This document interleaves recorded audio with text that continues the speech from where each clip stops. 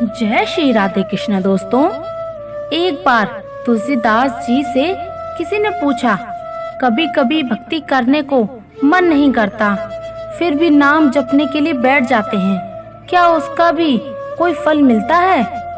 तुलसीदास जी ने मुस्कुराकर कहा, तुलसी मेरे राम को रीझ भजो या खींच भोज पड़ा जा, मैं सभी उल्टा सीधा बीज। अर्थात भूमि में जब बीज बोए जाते हैं तो यह नहीं देखा जाता कि बीज उल्टे पड़े हैं या सीधे, पर फिर भी कालांतर में फसल बन जाती है।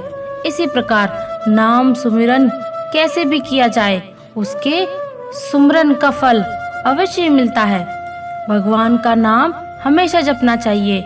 ये जरूरी नहीं कि मुख से जोर जोर से भगवान का नाम बोला जाए, अपने मन में भी ध्यान करके भी भगवान राम, श्री का, कृष्ण का या जगत गुरु भगवान शिव आदि का नाम जपा जा सकता है।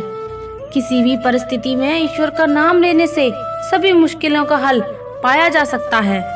नाम जप कीर्तन की इतनी भारी महिमा है कि वेदों, पुराणों, सभी ग्रंथों में भगवान नाम का कीर्तन की महिमा गाई गई है। भगवान के जिस विशेष विग्रह को लक्ष्य करके भगवान नाम लिया जाता है, वह तो कब का पंचभूतों में विलीन हो चुका, फिर भी भक्त की भावना और शास्त्रों की प्रतिज्ञा कि राम, कृष्ण, श्री हरि और शिव आदि के नामों का कीर्तन करने से अनंत फल मिलता है। ऐसा माना जाता है कि कलयुग में भगवान का नाम जपने से ही सभी दुखों को समाप्त किया जा सकता है।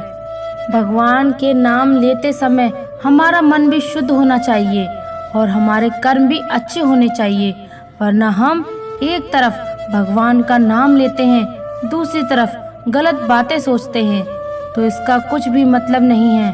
भगवान का नाम क्या नहीं कर सकता?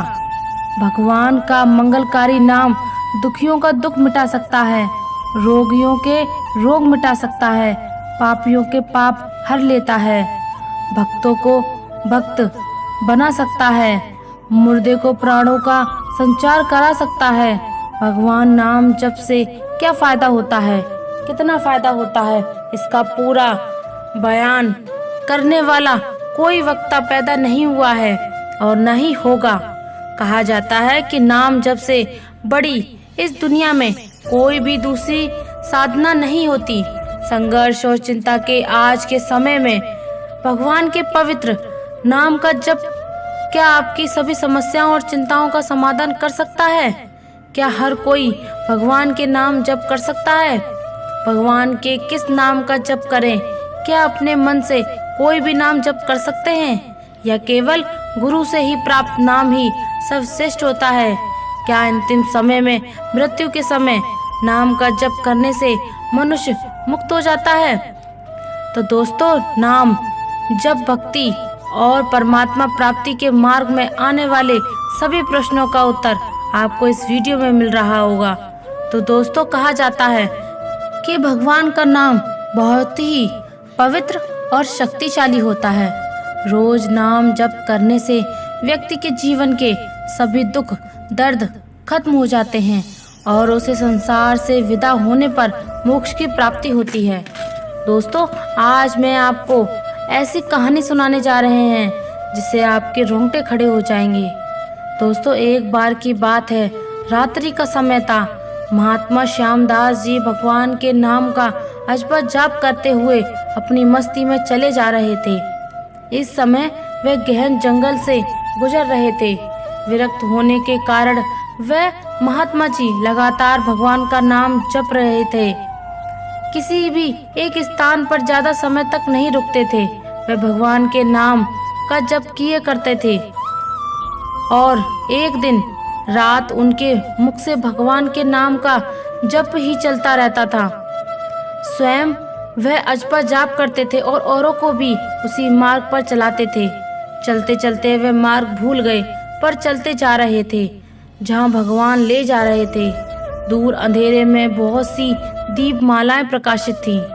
महात्मा जी उसी दिशा की ओर चलने लगे निकट पहुंचने के उन्होंने देखा कि एक वट वृक्ष के पास अनेक प्रकार के वाद्य यंत्र बज रहे हैं। नाच गाना और शराब की महफिल जमी हुई है। कई स्त्री पुरुष साथ में नाचते कूदते हंसते और औरों को भी हंसा रहे हैं। उनको महसूस हुआ ये मनुष्य नहीं बल्कि प्रेत आत्माएं हैं। श्यामदास जी को देखकर एक प्रेत ने उनका हाथ पकड़ा और कहा, अरे ओ मनुष्य, हमारे राजा तुझे बुला रहे हैं, चलो मेरे साथ में। मस्त भाव से राजा के पास गए, जो कि एक सिंहासन पर बैठा था। वहां राजा के इर्द गिर्द बहुत से प्रेत खड़े थे। प्रेतराज ने कहा, इस ओर तुम क्यों आए? इधर हमारी प्रेत मंडली आज मदमस्त है। इस बात का भी तुमने विचार नहीं किया? तुम्हें क्या बिल्कुल भी मौत का डर नहीं? मुस्कुराते हुए महात्मा श्यामदास जी बोले, मौत का डर और मुझे? वो हंसने लगे और बोले, हे राजन, जिसे जीने का मोह ही ना हो उसे मौत का डर कैसा? हम साधु लोग तो मौत को आनंद का विषय मानते हैं। यह तो केवल देह परिवर्तन होता है, जो कि प्रारब्ध कर्म के बिना किसी से नहीं किया जा सकता। प्रेतराज ने कहा, तुम जानते हो हम लोग कौन हैं? महात्मा जी ने कहा, हाँ, मैं अनुमान लगा सकता हूँ कि आप लोग प्रेत आत्माएं हैं। प्रेतराज ने कहा, तुम जानते हो मानव समाज हमारे नाम से ही कांपता है। महात्मा जी ने कहा, प्रेतराज, मुझे मनुष्य में गिरने की गलती मत करना। हम जिंदा दिखते हुए भी जीने की इच्छा से रहित हैं, मृत तुल्य, और यदि जिंदा मानो तो भी आप हमें नहीं मार सकते। जीवन मरण तो कर्मों के अधीन है। क्या मैं आपसे एक प्रश्न पूछ सकता हूँ? महात्मा की निर्भयता देखकर प्रेतों के राजा को बहुत ही ज्यादा आश्चर्य हुआ कि प्रेत का नाम सुनते ही मर जाने वाले मनुष्य में एक इतनी निर्भयता से बात कर रहा है। सचमुच ऐसे मनुष्य से बात करने में कोई दिक्कत नहीं। वो बोला, पूछो क्या पूछना चाहते हो? महात्मा जी ने कहा, प्रेतराज, आज यह आनंद उत्सव क्यों मनाया जा रहा है? प्रेतराज ने कहा, मेरी इकलौती कन्या विवाह के योग्य है। पति न मिलने के कारण अब तक कुंवारी थी, लेकिन अब योग्य जमाई मिलने की संभावना है। कल उसकी शादी है, इसलिए उत्सव मनाया जा रहा है। महात्मा जी ने कहा, तुम्हारा जमाई कहाँ है? मैं उसे देखना चाहता हूँ। प्रेतराज ने कहा, जीवन के मोह को त्यागने वाले हैं। महात्मा जी, अभी तक वह हमारे इस प्रेत योनि को प्राप्त नहीं हुए हैं। वह इस जंगल के किनारे बसे गांव में एक धनवान का पुत्र है। महादुराचारी होने के कारण वह एक भयानक रोग से पीड़ित में है और कल संध्या से पहले ही उसकी मृत्यु हो जाएगी और फिर उसकी शादी मेरी कन्या से होगी। रात भर गीत नृत्य और मदपान करके हम लोग आनंद उत्सव मनाएंगे। भगवान के नाम का जप करते हुए महात्मा जी वहां से विदा हुए और जंगल के किनारे बसे गांव में जा पहुंचे। तब तक सुबह हो चुकी थी। एक ग्रामीण ने उन्होंने पूछा, क्या इस गांव में किसी धनवान का बेटा बीमार है? उस ग्रामीण ने कहा, हाँ महाराज, राजू सेठ का बेटा कमल 1 वर्ष से रोगग्रस्त है।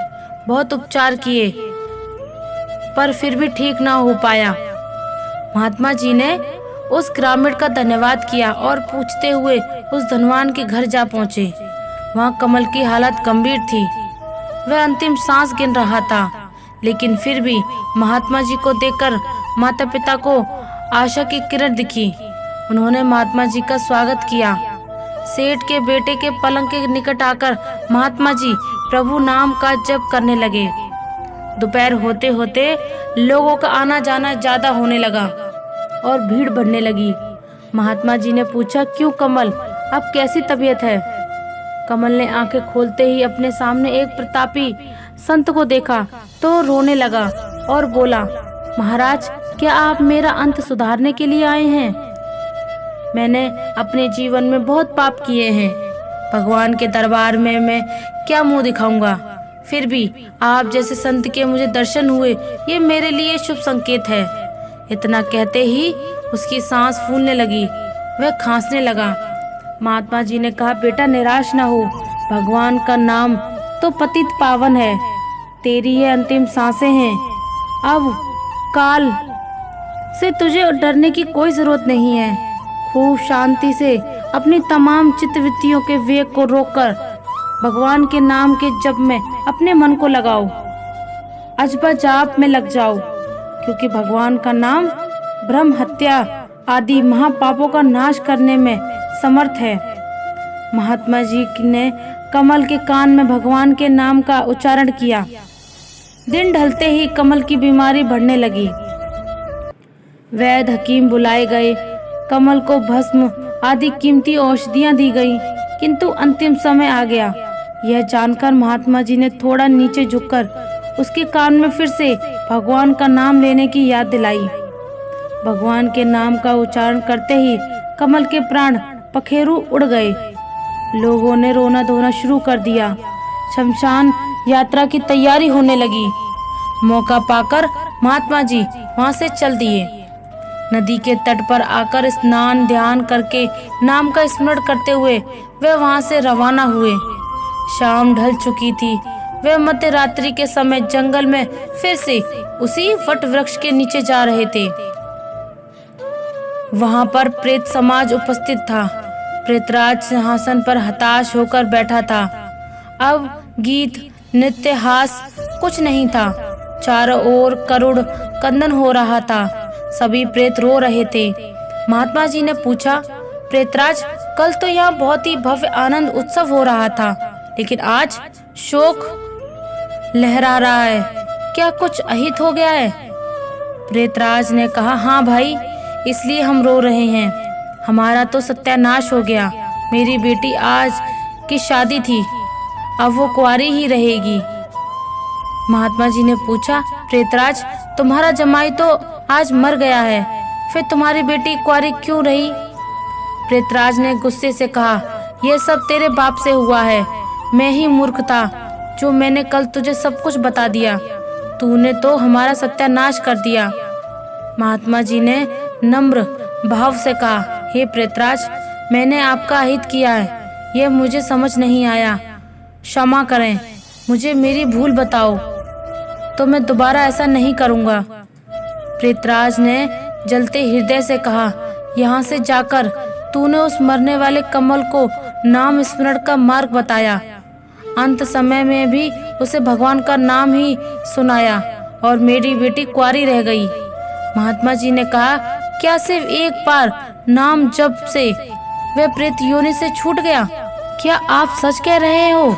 प्रेतराज ने कहा, हाँ भाई, जो मनुष्य भगवान के नाम का जप करता है वह नाम जप के प्रताप से हमारी प्रेत योनि को कभी प्राप्त नहीं होता। और ये सच है कि भगवान के नाम जप से नरोद्धार शक्ति होती है। भगवान के नाम जप का यह प्रताप सुनकर महात्मा जी प्रेम के आंसू बहाते हुए वहीं पर भाव समाधि में लीन हो गए और उनकी आंखें तब खुली जब वहां प्रेत समाज उपस्थित नहीं था। सूर्य की सुनहरी किरणें वट वृक्ष को शोभामान कर रही थी।